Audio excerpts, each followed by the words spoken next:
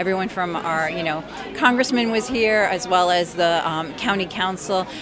People came from temples and synagogues from around the region, and I'm just very glad that we could come together as a community this evening. Jessica, one of our organizers, posted something on Facebook after the rash of violence in the Hasidic community in New York, culminating with the machete stabbing in Muncie.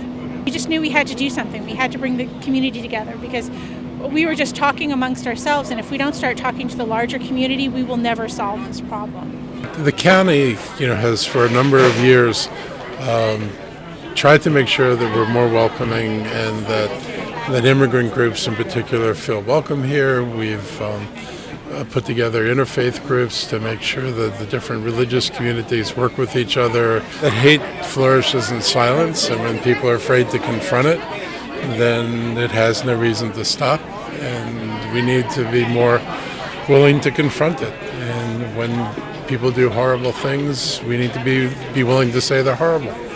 The idea was to, create solidarity and really inform. And I also, as a social worker, really wanted people to know that we're not afraid.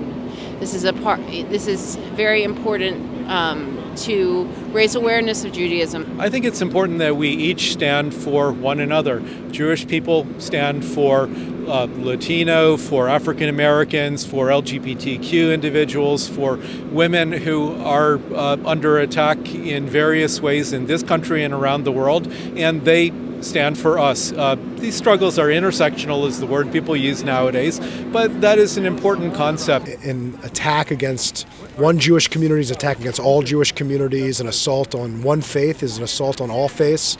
And a threat against one of us is a threat against all of us. And today, seeing hundreds and hundreds of members of our community coming together here to speak up and speak out against anti-Semitism, against hatred, against this ugly violence that we're seeing all around the country and all around the world really just demonstrates how proud I am to be a member of this community. I don't think you realize your own strength or you realize the breadth of support in the community unless you come together and you see that actually there are a whole lot of people who feel the same way you do. When you see somebody acting strangely, talking about anti-Semitic things, spouting wild conspiracy theories, take it seriously.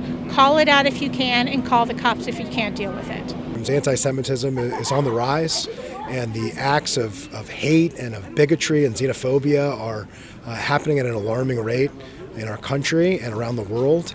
And today was just such a heartwarming example of us coming together as a community. Informing people, and I think one of the best ways, as my rabbi was saying, is to love and to show tolerance ourselves and model tolerance. And that is the hardest and bravest thing that we can do. But it is an important strategy that really can help make change. And we need change. I think this is about our community standing up for each other, standing up for our values, and making sure that something that happens against one of us happens against all of us, and that we're in this together. And tonight, I think we demonstrated that on a very cold night.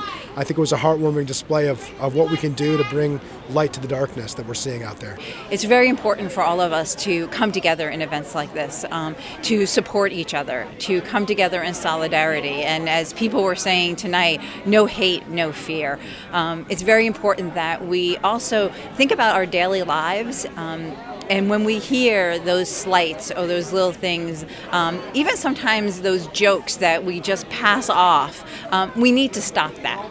Because those are the seeds that grow into the acts of violence that we see.